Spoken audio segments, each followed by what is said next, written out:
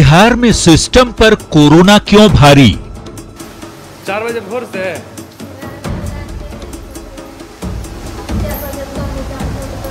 डंड टूट गया है ना, अभी तो कोई हटाया नहीं है ना, कोई ना ले गया है। कोई पूछने के लिए आया है कि नहीं कि इसको ले जाने के लिए? तो पूछ रहा है कि नहीं? ठीक। अस्पतालों में जानवरों जैसा सलूक क्यों? मेरे पिताजी हैं 3:30 बजे से मरे हुए हैं, कोई पूछने वाला नहीं है। कोई डॉक्टर को जाए तो करे ना, वो हम नहीं जाएंगे, वो नहीं जाएंगे। 3:30 बजे से मरे हुए हैं। जांच से लेकर इलाज तक में कोताही क्यों?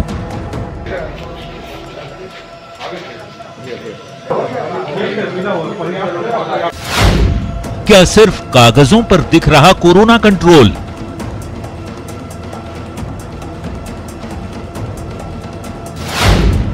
आखिर बिहार में कैसे हारेगा कोरोना?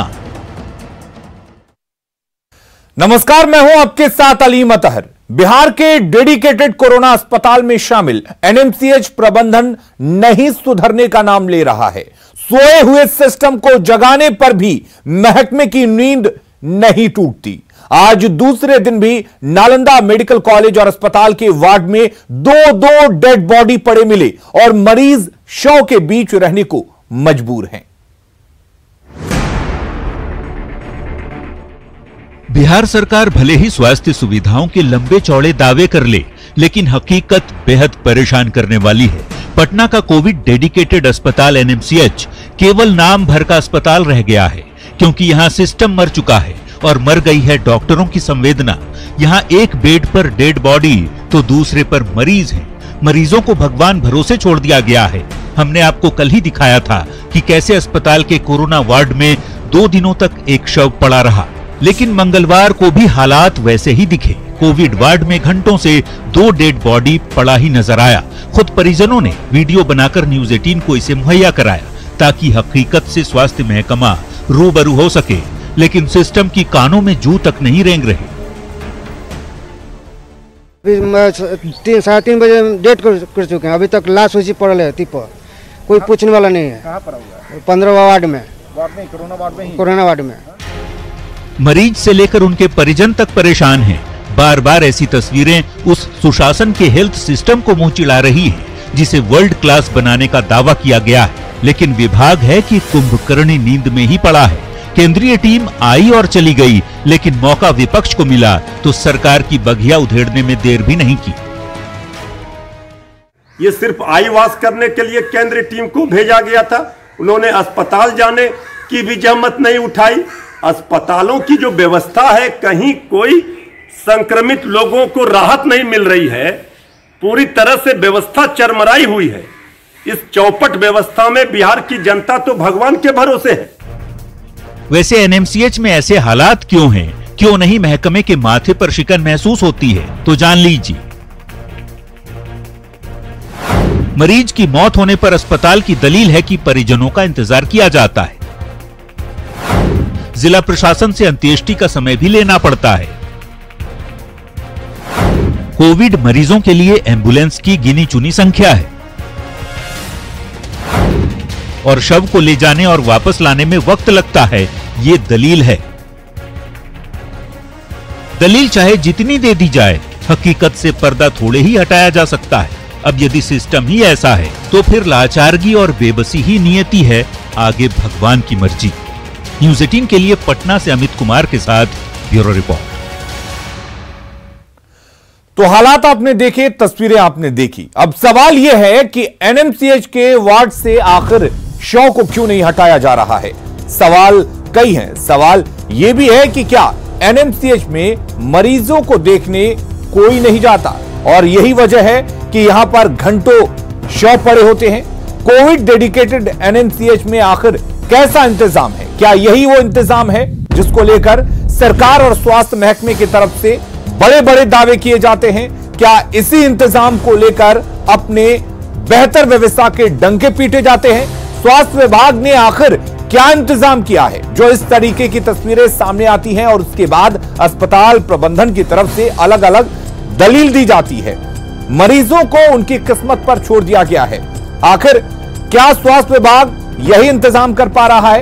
ये बड़े सवाल हैं जो न्यूज 18 उठा रहा है। आखिर क्यों इस तरह की तस्वीरें सामने आ रही हैं? राजधानी के 18 प्राइवेट अस्पतालों में कोरोना संक्रमित मरीजों के इलाज की व्यवस्था का दावा किया गया है, लेकिन ग्राउंड रिपोर्ट क्या है? क्या मरीजों को सहूलियत मिल रही है या फिर परेशानी के मकड़जाल में फंसने की ही मजबूरी है? पड़ताल करती न्यूज 18 की एक खास रिपोर्ट देखिए।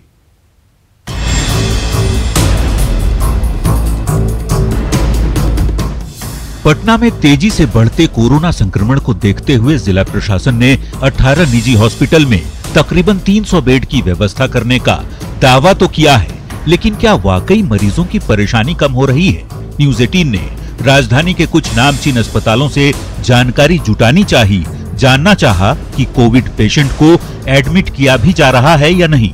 ज्यादातर मामलों में जो जवाब सुनने को मिला वो हैरान करने वाला ही था। जो प्राइवेट हॉस्पिटल्स हैं या फिर सरकारी हॉस्पिटल हैं, वहाँ पे कोरोना मरीजों की जो एंट्री है वो आसानी से नहीं हो रही है। काफ़ी जद्दोजहद लोगों को करना पड़ा है। हकीकत क्या है ये हम खंगालते हैं, जानते हैं। तो अभी हम यहाँ पे देख सकते हैं कि पारस हॉस्पिटल का जो नंबर जिला प्रशासन ने जारी किया है 7360008351 ये नंबर है, और इस नंबर को हम अभी डायल करते हैं, देखते हैं क्या रिस्पांस मिलता है।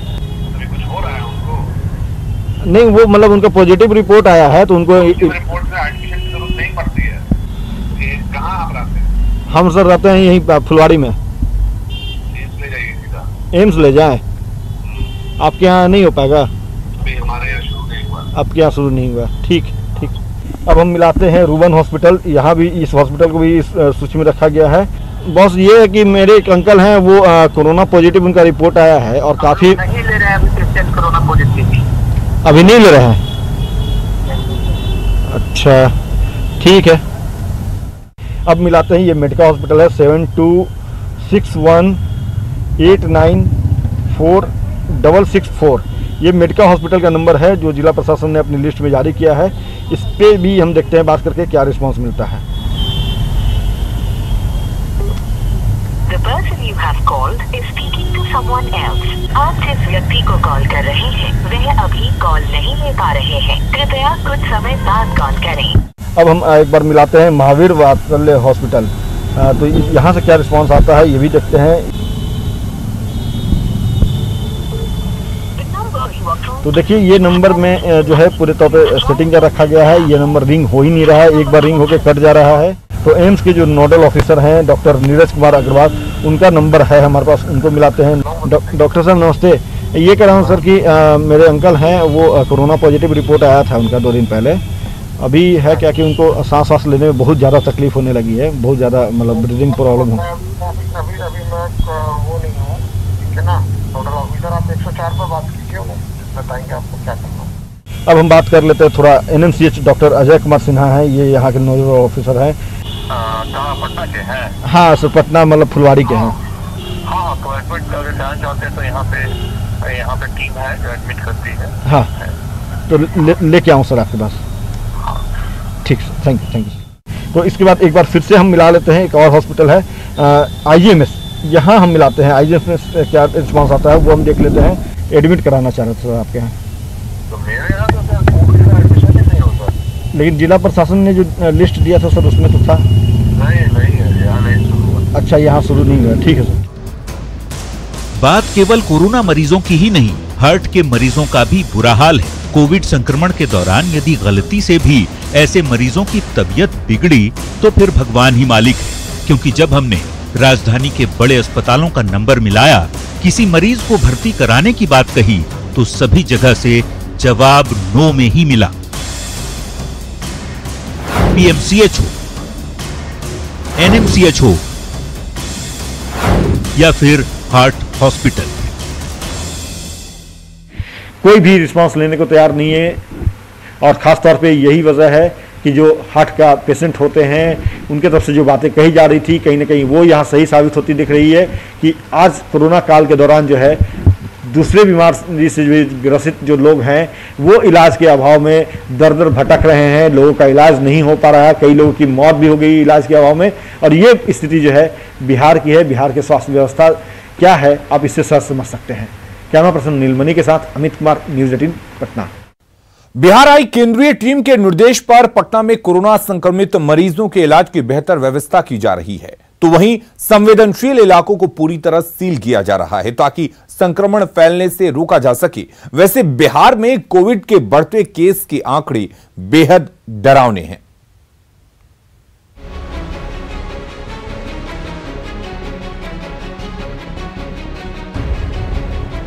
वैसे तो बिहार में तेजी से कोरोना के केस में इजाफा हो रहा है, लेकिन राजधानी पटना की स्थिति बेहद गंभीर है। आए दिन यहां संक्रमित मरीजों की संख्या बढ़ती जा रही है। सेंट्रल हेल्थ टीम के सख्त निर्देशों के बाद अब राजधानी के वैसे इलाकों को सील किया जा रहा है जो बेहद संवेदनशील है। राजीव नगर को बफर जोन बनाते हुए यहां रोड नंबर 1 से 22 तक को सील कर दिया गया है। रोजाना जो है 100 से अधिक कोरोना पॉजिटिव मरीज जो हैं अभी भी पटना में मिल रहे हैं और इसको देखते हुए लगातार जिला प्रशासन जो है वो अलग अलग इलाकों को जो है कंटेनमेंट जोन में तब्दील कर रहा है, प्रतिबंधित क्षेत्र जो है वो घोषित कर रहा है और इस तरह से बैरिकेडिंग जिला प्रशासन के द्वारा की जा रही है। हालांकि राजधानी पटना में कोरोना के बेहतर इलाज की व्यवस्था जिला प्रशासन की ओर से की गई है, जिसके तहत अब पटना के 18 निजी अस्पताल में अपने खर्च पर इलाज संभव हो सकेगा। 18 प्राइवेट हॉस्पिटल में कोरोना मरीजों के लिए 290 बेड रिजर्व किए गए हैं। अस्पताल के कुल बेड का 20 से 25% कोविड-19 मरीजों के लिए रिजर्व है। जिला प्रशासन के निर्देश पर कोरोना पॉजिटिव के लिए बेड रिजर्व किए गए हैं। वे जो प्राइवेट हॉस्पिटल है वो जो है कोविड वार्ड बनाना शुरू भी कर चुका है, जिसमें ये रुवन मेमोरियल हॉस्पिटल जो है ये भी शामिल है इस लिस्ट में। कुल जो है 18 हॉस्पिटल जो है प्राइवेट हॉस्पिटल जो है नर्सिंग होम जो है उसे कोविड वार्ड बनाने का जो आदेश जिला प्रशासन के द्वारा जारी किया गया है। सिविल सर्जन जो है उनके तरफ से ये आदेश जारी किया गया है, जिसमें रुवन हॉस्पिटल जो है ये भी शामिल है और इसमें कुल बेडों की संख्या जो है वो 180 है। सबसे अधिक अगर कहा जाए तो पटना में जो प्राइवेट हॉस्पिटल है उसमें ये हॉस्पिटल जो है सबसे अधिक यहाँ पे बेडों की संख्या है। तो बिहार आई केंद्रीय टीम के निर्देश पर प्रशासन की ओर से ऐसे इंतजाम किए जा रहे हैं ताकि मरीजों का बेहतर इलाज संभव हो सके। वैसे बिहार में कोरोना के मामले वाकई डराने वाले हैं, क्योंकि बिहार में कोरोना मरीजों का आंकड़ा 27,000 के पार पहुंच चुका है। पिछले 5 दिनों में 7,282 नए केस सामने आए हैं। रोजाना 12.46% की दर से मामले बढ़ रहे हैं। संक्रमण का रेट महाराष्ट्र और दिल्ली से भी ज्यादा है, जबकि कोरोना के सबसे ज्यादा प्रभावित 11वां राज्य बिहार बन चुका है। न्यूज़ 18 के लिए पटना से अमित कुमार के साथ ब्यूरो रिपोर्ट। और चलिए अब हम आपको पिछले 5 दिनों में कोरोना के आंकड़ों का ग्राफ दिखाते हैं, जिससे जाहिर होता है कि बिहार में कोरोना विस्फोटक स्थिति में पहुंच चुका है। हम बात सबसे पहले 17 जुलाई की करते हैं। 17 जुलाई को 1,742 नए केस सामने आए थे। वहीं 18 जुलाई को 1,667 केस सामने आए। 19 जुलाई को 1,412 नए केस सामने आए। 20 जुलाई को 1,076 केस सामने आए। वहीं 21 जुलाई को 1,009 केस सामने आए। यानी कि 6 दिनों में, माफ कीजिएगा, 5 दिनों में 6,906 केस सामने आ चुके हैं।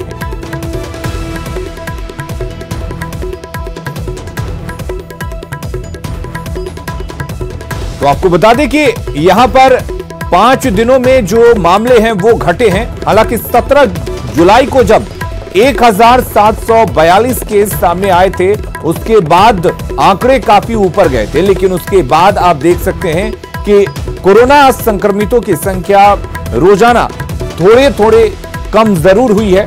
हालांकि अभी भी बिहार में जिस स्पीड से, जिस तेजी के साथ कोरोना संक्रमित मरीजों की संख्या बढ़ रही है वो काफी चौंकाने वाली है। और अब बात बिहार में बर्बादी लाने वाले बाढ़ की करते हैं।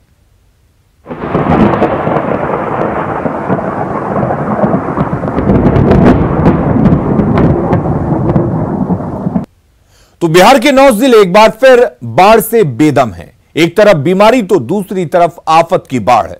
नेपाल के तराई इलाकों में लगातार बारिश की वजह से गंडक के जलस्तर में इजाफा हो रहा है।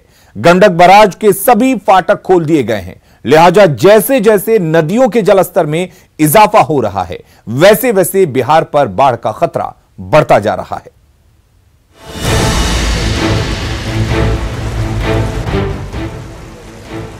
पानी की धार देखकर गंडक के गुस्से का अनुमान लगाया जा सकता है। उफान देखकर समझा जा सकता है कि एक बार फिर गंडक बिहार को लीलने पर आमादा है। नेपाल के तराई इलाकों में भारी बारिश के बाद गंडक बराज के सभी फाटक यानी 36 फाटक खोल दिए गए हैं, जिससे बिहार पर खतरा बढ़ चुका है।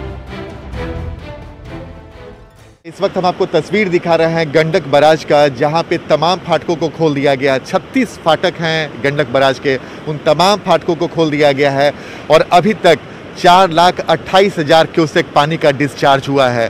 तो अंदाज़ा लगा सकते हैं कितनी खतरनाक स्थिति है। और नेपाल के तराई इलाकों में लगातार तेज बारिश हो रही है, जिसकी वजह से गंडक नदी उफान पर है। इस वक्त आप तस्वीर देख रहे हैं गंडक बराज के पास, और गंडक नदी के इस पानी को देखकर अंदाजा लगाया जा सकता है कि बिहार के कई जिलों के लिए कितने खतरनाक संकेत हैं।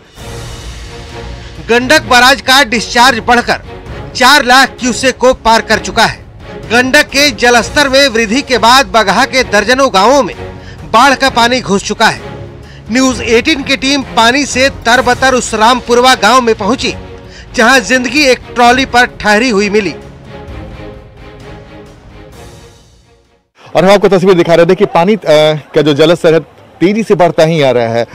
और ये हम आपको तस्वीर दिखा रहे हैं कि आप अंदाजा लगा लीजिए कि घर में पानी प्रवेश कर चुका है और पानी बढ़ता ही जा रहा है, लेकिन लोग अपने घरों को छोड़कर जाना नहीं चाह रहे। क्यों नहीं निकल रहे? क्या नाम है आपका? अशोक पटेल नाम है सर। तो अशोक जी कहाँ नहीं निकल रहे हैं घर से? सामान है सर, सब दह जाएगा इसीलिए रुके हैं। तो सामान से ज्यादा आपका जीवन है ना। हाँ वो तो है ही है, निकल जाएंगे इसमें से। शाम तक रहते हैं यहाँ पर, शाम को बाद में निकल के गाँव में चले जाएंगे। सामान वामान निकला रहा है कुछ।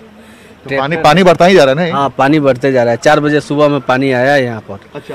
4 बजे सुबह में यहाँ पर पानी नहीं था, उसके बाद में पानी आया है। पानी भी बढ़ ही रहा है। हाँ, पानी बहुत बढ़ रहा है। आपका नाम क्या है? नीरला देवी। तो क्यों नहीं निकल रही यहाँ से? निकाली करो जी पानी में से। पानी के प्रहार ने किस कदर लोगों को घर से उखाड़कर ट्रैक्टर पर बसेरा बसाने को मजबूर कर दिया है। तस्वीरों में आप देख सकते हैं कि कैसे लोग एक ट्रैक्टर की ट्रॉली पर पूरी व्यवस्था बनाए हुए हैं। खुद की जिंदगी के साथ साथ सैलाब से माल मवेशियों को भी बचाने की चुनौती है। अभी उम्मीद जताई जा रही है कि गंडक के जलस्तर में अभी और बढ़ोतरी होगी, लेकिन लोग अपने घर को छोड़कर नहीं जा रहे हैं। क्या नाम है? रामगिया राय। तो रामगिया जी, पानी बढ़ रहा है तो फिर घर क्यों नहीं छोड़ दे रहे हैं? जी सामान उमान देखते हैं सर, जो दोहे ना यहाँ सांप गुजर बहुत चढ़ता है सब घर में। लेकिन पानी बढ़ रहा है तो खतरा भी तो आप लोग को हो जाएगा। जी तो अभी तो रास्ता पर हम लोग चल जाएंगे, भाग के पहुंचने वाला आदमी है हम लोग। एक तरफ सैलाब है तो दूसरी तरफ सामान और जान माल की सुरक्षा। जाहिर है जिंदगी मझधार में फंसी हुई है। रामपुरवा गांव में ही एक एसएसबी कैंप मौजूद है। यहां भी पानी ने अपना बसेरा जमा रखा है। एसएसबी कैंप के जवान जल से जंग लड़ रहे हैं। एहतियातन कैंप में मौजूद सामान को सुरक्षित स्थानों पर पहुंचा दिया गया है। कई इलाकों में पानी प्रवेश कर चुका है, उसी में से एक है एसएसबी कैंप। और इस वक्त हम आपको तस्वीर दिखा रहे हैं एसएसबी कैंप की तस्वीर, जिसमें पानी प्रवेश कर चुका है और जल स्तर बढ़ता ही जा रहा है। और सुरक्षा की दृष्टि से जो तमाम उनके सामान है, महत्वपूर्ण सामान है, उसको यहाँ से हटा के किसी सुरक्षित स्थान पर भेजा जा रहा है। यकीनन पानी के प्रहार के आगे जिंदगी बेबस है, लेकिन अफसोस है कि हर साल की यही कहानी है। न्यूज 18 के लिए वाल्मीकि नगर से आनंद अमृतराज की रिपोर्ट।